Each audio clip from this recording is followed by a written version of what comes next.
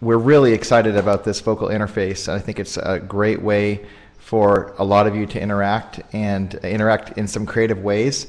To get you used to it, first let me explain a little bit about how Ask Dane works, and then also how this kind of interface works so you guys can all take advantage of it. First of all, it's best if you're not a spectator. A number of you are spectating. I think there's 18 of you. And participants actually are the ones who can ask questions. So the best way to do is to log on, and the easiest way to do that is just to click Join Event and then log in through your Twitter. We will be tracking the Twitter kind of feed. If you put @Dane Sanders in Twitter, we'll try and track that as well as we can. But the best way to ask questions, which is a little different than we've done it in the past, is to just click on the little light bulb in the lower right-hand corner, and you can either click the text questions and type it in, or actually you can do a live video question, and we can actually have you on air, which could be really fun. And of course, at any time, right next to the light bulb, you can click the chat room. You can chat inside there, as well as you can tweet the event. In fact, that would be really cool if you guys wouldn't mind letting people know that we're live right now. I'll go ahead and do the same. And that way we can let folks know to join in the conversation. We're live right now at askdane.com with Julia Woods. Woohoo. All right. So without further ado, I want to introduce you guys to our guest today. Julia Woods is the better half, the far better half of Jeff and Julia Woods out in Washington, Illinois, which is outside of the big city of Peoria, which is outside of the big city of Chicago. And she and her husband Jeff have done an amazing job both in weddings and portraits for many years. And what I've grown to appreciate about them both is they are leaders in a lot of different directions.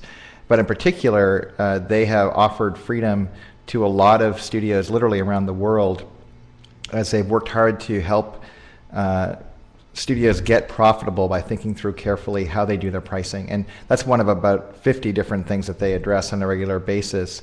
But I know for me, one of the reasons why I wanted to have Julia on, just full disclosure so you guys know, is I'm attending as a student an event here in Southern California at Irvine, the Studio Management Services, which is a service that's provided by PPA, which is a nonprofit for professional photographers.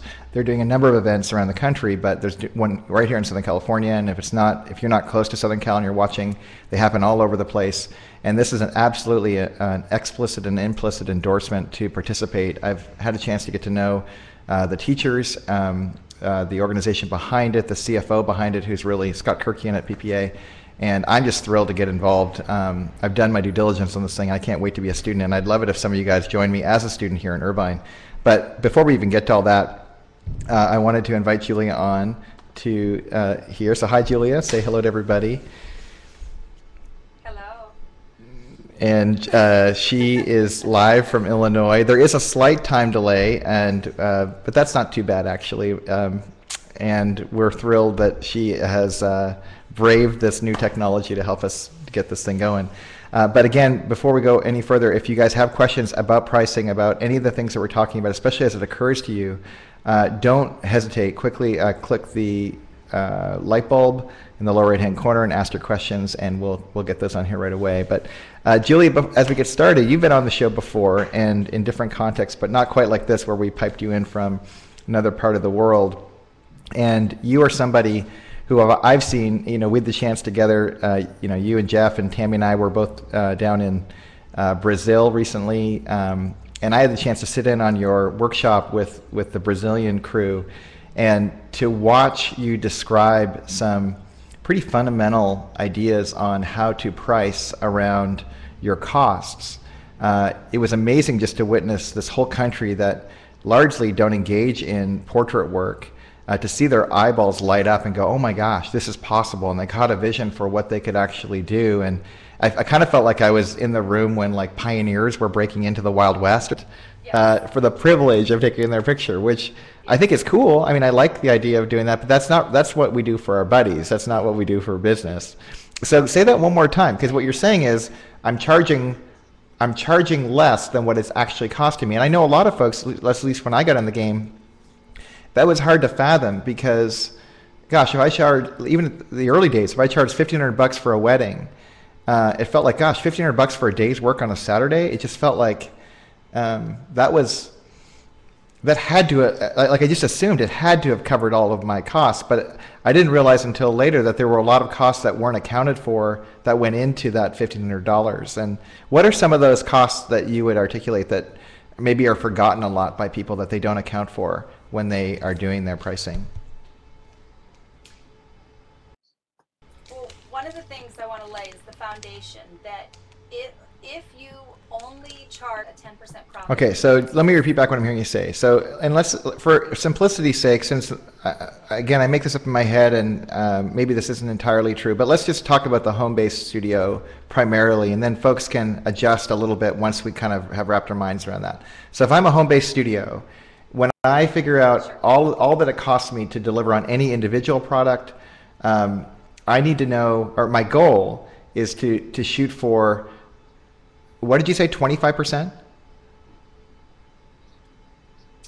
For a home-based. Okay, so 35. So that's great. So let's say something costs, I'm charging my retail price on an artifact, on a whatever. It could be a print, it could be a wall canvas, is $100. What I'm saying is, what you're saying is the cost, the absolute cost when it goes out the door and I've released it, is $35.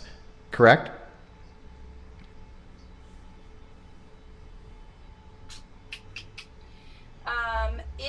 Like you said, it costs you. No, that doesn't cost me. That's what I'm charging. Total cost. So if I'm charging $100 to the end user for the price, so then I'm assuming my cost on that $100 retail price is a $35 cost to me. Okay. Exactly. It should be $35 or less. Or less. What it costs you to produce. So the way that we make more money is basically try to lower our cost of sales, so get that $35 price point lower and lower, or raise our $100 price point higher and higher. But at a baseline, a good benchmark is to say, I know that's a PPA-ism, but is to have our cost of sale right around 35% of every single product that goes out the door. So if I don't know how much it costs me to deliver on a product, I shouldn't sell it yet because I don't know what my margins are. Okay. Yes. So everything you're going to sell, you should add up all your costs and multiply by 3.33. Profit when it's all done. Yes. So in actuality, your general expenses fit within 55% because 35% is cost, 55% is general expenses, and you'll have the 10% profit left over at the end if your cost of sales is correct and your general expenses are correct. So your 55% general expenses is broken into different categories. 20% minimum should be going to the owner's salary. About 5%, it's healthy to spend about 5% on marketing. You've got office expenses in there. You've got your telephone, your utilities, all of these different things. And within the PPA benchmark, it'll break all those out for you to help you understand what percentages is healthy to spend on each of these categories. Okay, so when you say 20% of every widget that I sell, every canvas wrap, let's make it a canvas wrap, that's 20% is gonna go to my salary. So now we're making another distinction that I think a lot of folks misunderstand, especially as they're beginning in business. They think that, gosh, the difference between cost of sale and the sale price is my salary, when in reality, salary is an expense. Correct. Salary is an expense. And then at the end of the day, in addition to my salary, because I'm the business owner, I should be taking home an end of year profit on top of my every week salary that has also been built into my price. Correct? Okay. Exactly. Yes, because basically you are investing. No, go ahead. Sorry. You're investing into your company. Every year when you purchase equipment and you invest in props and accessories, sofas to photograph on, all those things, those are investments. So it's like investing in a stock. You're deciding that your business is worth an investment, and you know that investment, if you wisely price and you wisely spend money on your expenses, you will get a 10% return on the investment that you make each year in your business. Got it. So There's so many great questions by the way, if you guys are watching this and you're asking questions in the chat room, we'll miss them because the chat room is kind of scrolling through all the time. So if you're in the chat room, rather than ask the questions there, like I saw a couple questions, Michael asked the questions and Matthew asked some questions, go ahead and just hit the light bulb and ask it there so we can pull it on screen, because we're going to transition in just a second to your guys' questions and get even more clarity on this stuff. But Julia, I want to just talk just for a second more. You were saying a second ago that in addition to the 20% that goes to salary, first off, I want to be clear, who gets paid first in your business? You should pay yourself first. Well, wait a second. No, really, I get paid first. That's how it's, I guess if I'm the boss, I get to decide that. So I want to make sure that's clear for everybody. Number two, the difference between costs for delivering a product and general expenses. I think there's a lot of confusion about that, especially if it's things like is it just basically if I can't associate an expense directly to the individual product, then it falls into a general expense category? Or is there an easy rule of thumb where I can figure out where those expenses are going? Generally, a cost of sales item is any cost associated to producing a product. So if you had no business walking through your door, then you wouldn't have a cost of sales expense. So obviously the telephone bill that you're paying, you're going to pay that regardless of whether you have customers coming in or not. If you're selling, whether you're selling anything or not. So cost of sales is anything directly related to what it costs you to produce the product that you're selling. Got it. Okay, so let's jump into some questions that are coming in to the chat room right now, or into the audience questions here. There's quite a few. And here's a direct one that Michael Corsentino asks. Hey, Michael, by the way, good to see you. Hopefully we'll see you in Northern Cal here shortly. He asked the question, how much of that number is cost of goods? I work between 10 and 20%. And I guess I'm a little curious, wondering what his question, maybe you understand the question better than I do, Julia, but when he says how much of that number is cost of goods, I work with between 10 and 20%. Does that question make sense to you? And if not, Michael, could you re-ask? Yes, I think what he is saying is that when he looks at his numbers, he looks at his hard cost, and he's running between 10 to 20%. And my assumption, Michael, if this isn't correct, let me know, but I assume that you are not charging for, you're not looking at the cost of the time you're investing in your artwork, because you're doing it yourself, so you're not paying a lab to do that artwork, and you're not anticipating that as part of your cost. But in reality, it's the most expensive part of the product that you're producing. So you need to take, if that's the case, just take a step back and charge it when you add up what it costs you to produce your product, so that you can figure out what you should charge your client. Charge what it would cost if a lab were doing the artwork for you. Even though the lab isn't doing it, you're doing it. You need to charge what it would cost if the lab were doing it. That way your clients are paying appropriate price for the artwork that's being done. Great. 1 second. I don't know how to drop the question here. 1 second. I'll come back here. There's a lot of folks asking questions all of a sudden. And I want to make sure I get this here. Oh, there we go. Okay, so what you're talking about, you mentioned this earlier, but I think folks might have missed it. When you talk specifically about benchmarks for these cost of goods sold for a home-based business, you were saying that cost of sale you want to have somewhere around 35% or less. But obviously, if you can lower that number even further, and Michael's question is a really good one, because I think there's probably things that aren't accounted for, and if you're not accounting for it, those are expenses that are kind of seeping out of your business, whether you know it or not. And I think that's a great way, a great answer. One question that I really appreciated, Heather Pierce up in Seattle asked the question, Julia, did you turn away clients once you upgraded your pricing? Describe that transition period, because especially given what you said earlier, that seems to make a lot of sense to me, that if 1 minute your prices are really low because you're not charging enough, and all of a sudden you upgrade, how does that affect folks who are who maybe feel like they're getting some momentum, they're just getting in the game, but they don't want to lose all of their clients because all of a sudden their prices go through the roof. Right. I'll address both what I did for portraits and what I did for weddings. At the time, our business was divided probably 75% weddings and 25% portraits. But we were really reliant upon both by that time. And so with the weddings, we personally as artists, we were just burned out.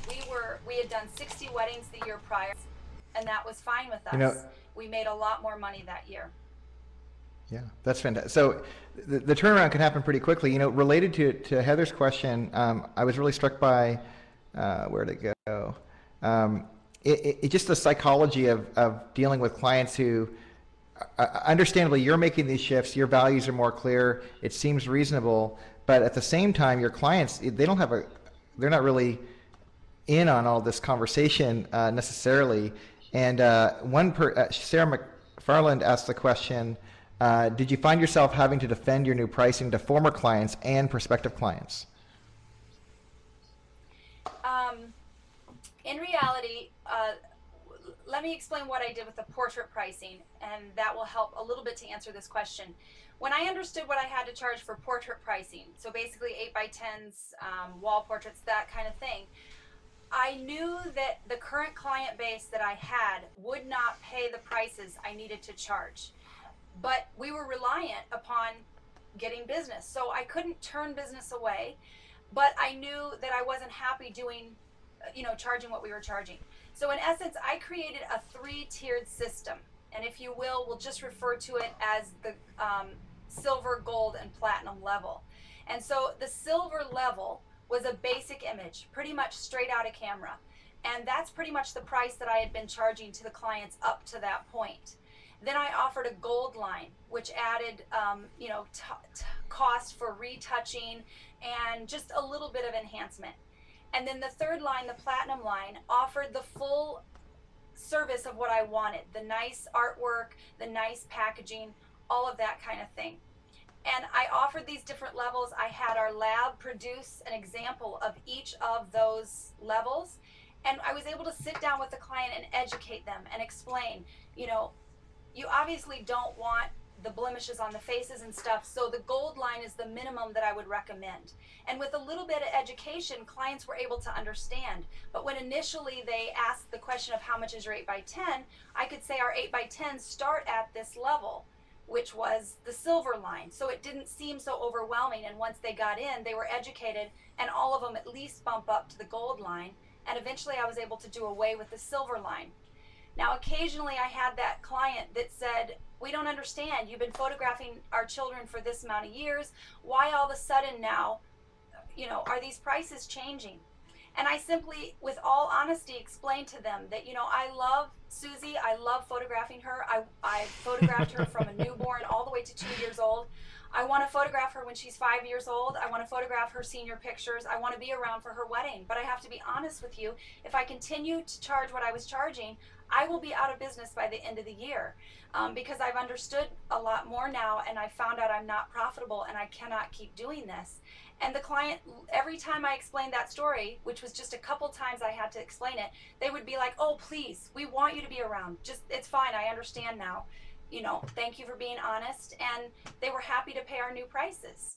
So once you understand it and you have the confidence behind the choices you have to make, and you express that to your clients in honesty when needed, they are fine with that understanding. That's great. Hey, a lot of questions are coming through.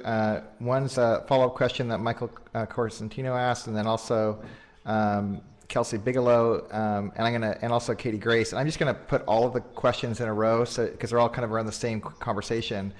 Michael clarifies and says, sorry to belabor the point. My question is, out of the 35%, what is your hard product cost of good minus 10%?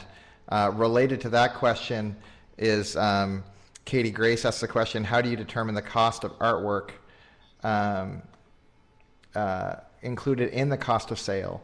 And then related to that, Kelsey Bigelow asks the question, where does it go? when you say cost of time to produce art, do you include that in the cost of prints from the lab? So there's a lot of kind of open-ended questions about how do you come up with this cost of sale. And I don't want to give the false impression that anyone who's listening to this can kind of nail all this down in just a couple seconds, but maybe we can address these questions as briefly as possible so we can get to some more. But also, just for those of you who are listening in, this is precisely the reason why I'm so excited to make sure that you guys know about what PPA is offering with their studio management services for a very low cost. And I don't care, what's really unique about PPA, by the way, is they're a nonprofit. So their interest is really just to improve the industry, and that's why they provide this service for so many folks. And Julie is one of their primary consultants. She's actually going to be one of the teachers who's coming to Irvine. But this is precise. If this is kind of lighting a fire for you, and you're like, man, it really is time for me to understand how all of this works in very tangible ways, and not just understand it like theoretically, but actually have it work within your business. The way to get involved and kind of figure it out once and for all, and to go from what took Julie a long time to figure out to perhaps profitability very quickly once you know what your costs are, is to go to this very workshop. So if you're curious about how to get to that space, or what it is, I'm going to go ahead to the chat room, and I'm going to put in a link, and I would encourage you guys to check it out. It's, the short version is j.mp/PPA SMS. And if you are in there, go ahead and click the link and you can see it. But come right back quickly, because Julie's going to answer some of these questions for us now, specifically around kind of clarity on cost to produce art and how it goes into the actual product and the relative to the 35%, all that stuff from Michael. Can you comment on that a little bit? Yeah, Michael, I don't know an exact amount of what should be hard cost, but I would anticipate that that's pretty accurate, because I know that the most expensive part of what we do is the artwork itself. So my initial guess is that's pretty realistic, 10% to hard cost, 25% to the labor. But that's a vague answer, or a pretty good guess that that's accurate, but I'd have to do a little bit more understanding of your cost and what you're actually offering to give you 100% guarantee that's correct. So that's helpful. And then Dane, I couldn't remember the second question. Well, I think generally, again, I think some folks are just wondering how in the world do you kind of add up your art time? How do you figure out, like, for one of the things that I do, for instance, is when I'm trying to figure out my own cost of sale, is I consider, if I were to outsource this, what would it cost? And it's the same as, like, if I had to have someone replace me to shoot, if I had to replace somebody to come in and do all of my post-production, how much would that cost literally per image? I can know to the penny how much it's going to cost if I just put it on a hard drive and send it to somebody. And I take 30 minutes of my time, because that's part of my cost of sale, because I have to put it on a hard drive and send it to somebody. But once it's sent, then I have those costs, and that kind of goes into it. Where I'm a little nervous is we could spend absolutely all of our time trying to get really specific for folks, and the truth is it just takes time for people to wrap their minds around these ideas around their business in particular. Theoretically, everyone can get it pretty quickly, but to actually employ it in your business takes some time. At least that's my impression. Would you agree with that? I would totally agree with that, because there's a lot of, once you get the hard cost and you figure out your artwork and all those things, which is exactly what you said, Dane. We live in a time right now with digital where pretty much every single thing you wanted done, someone would do it for you. You could outsource it. So it's pretty easy to call a lab or contact a lab and say, if I wanted you to color correct 100 images, what would you charge me? And if I wanted you to remove blemishes, that pretty much is basic artwork that most labs offer that option. And then you've got your eye enhancements. You've got all the different components that you're doing. And then if you're adding your artistic, actions, all those kind of things, again, you can send that to a person and say, if I wanted you to take an image from this point to this point, how much would you charge me to do that per image? And many times we find that we can't offer the amount of artwork that we want because our clients aren't willing to pay that much money. So there's a whole lot of work afterwards that goes into it of, looking at the product, looking at the client, how the client perceives the value. If you've got 9 images on a 16 by 16 paper, that looks like a bigger value than it might cost you. So you have to charge more for that. There's just a lot of components that go into it once you understand what you should charge. Now, one question that came up from Matthew Gibson is this all true for services or just for products? It's a great question. It's true for everything across the board, except, I will say, except for your session fee. If you're a portrait photographer and you're charging a session fee, typically your session fee is a loss leader. It's typically more like at 65 to 75% cost of sales, because you know you're making your money on the back end with the sales on your 8x10, 5x7. So if you're charging a $150 session fee, by the time you maybe travel to the park, photograph that session, download those images, you can't, for most communities, they're not going to accept a $600 or $700 session fee. It's not very competitive with the market. So you lose money on the session knowing you're going to make it on the products on the back end. You know, one of the things, and I know there's a lot of different tricks to the trade and all this, and it's funny, I've been shooting weddings for about 8 years, and I'm actually, because I have 4 kids, and as we've talked about personally, just very interested in the portrait world and have started taking that far more seriously. And one little trick that I've been employing recently is charging a minimum purchase price. So like, for instance, a $500 price it's a kind of a minimum sale, and part of that $500 is a sitting fee. So if it's a friends and family sitting fee, it's $150, which means they have a $350 credit that can apply to their wall art later. Again, this is primarily for portrait work, but if it's a regular sitting fee, it'd be $250, and then they'd have a $250 credit going towards their product. But it's still the same $500 entry fee. And if it's an on location, like meaning I can't shoot in studio, then it's a $350 sitting fee, but it still costs $500, and for everybody it's the same. And it really comes down to credit against product later. And as I've been experimenting with that, it seems to be effective. I'm just curious for my own question here, do you see any kind of major problem with that kind of an approach, or is that pretty common? Any thoughts on that approach? I think it's becoming a very common approach. It's something I think that's a little bit newer in our industry. I don't personally do that because I want to plant a bigger seed. And initially, my initial thought goes to, would the client assume that they could be done after the $150 investment? You know, that's what they're going to purchase is $150 worth of product. But if it's working and you're getting the averages that you want, I don't think there's anything wrong with it at all. Okay. Here's a really critical question that Jeff Youngren asked, and I want to make sure we address it right away. Is Julia in a closet? I'm wondering if you could address that really quickly. I am in a closet. I haven't decided if I'm going to come out. All right, good, fair enough. There's so many good questions coming through here, and I want to address them as much as we can, but we're way over time already.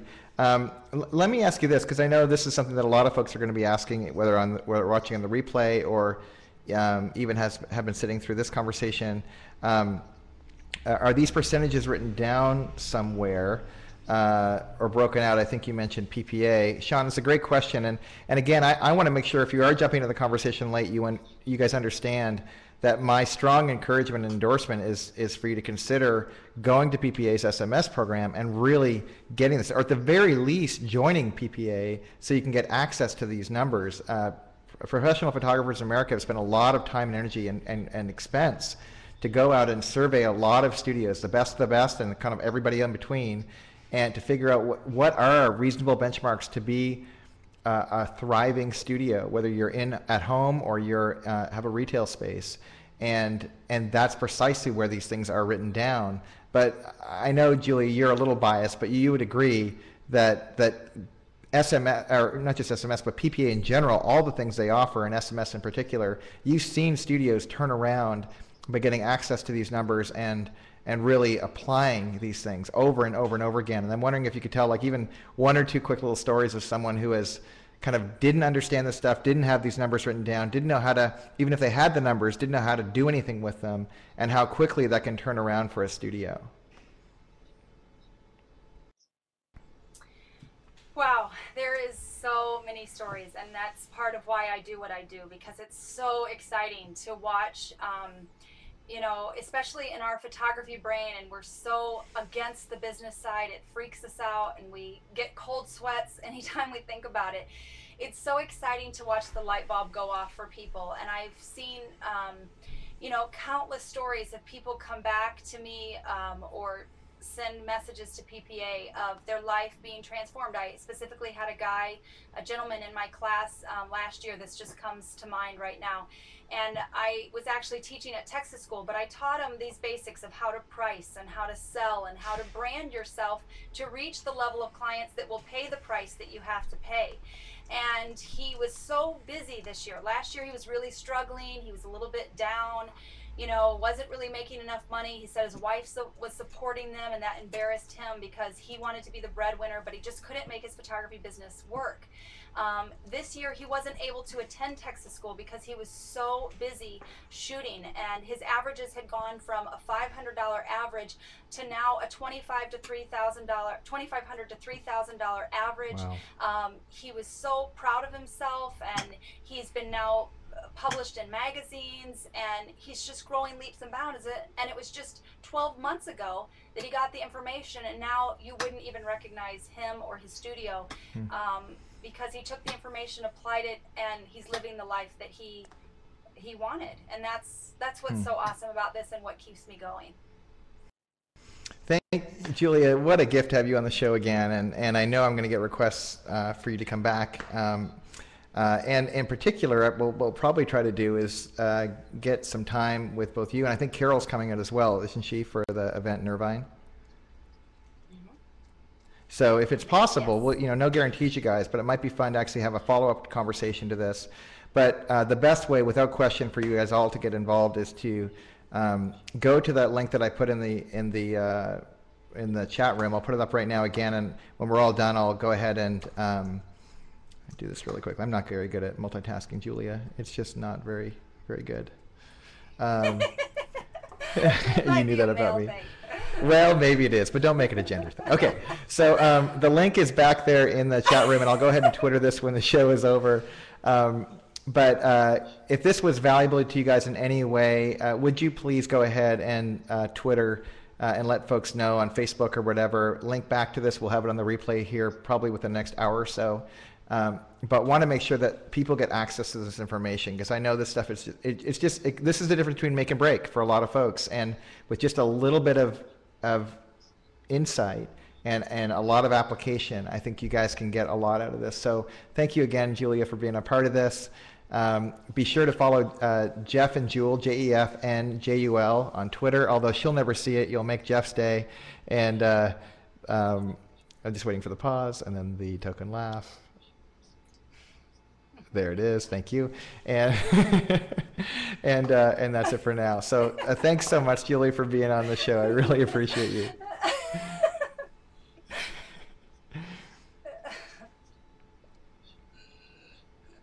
Thank you for letting me, and if I can help any of you guys, I'm happy to.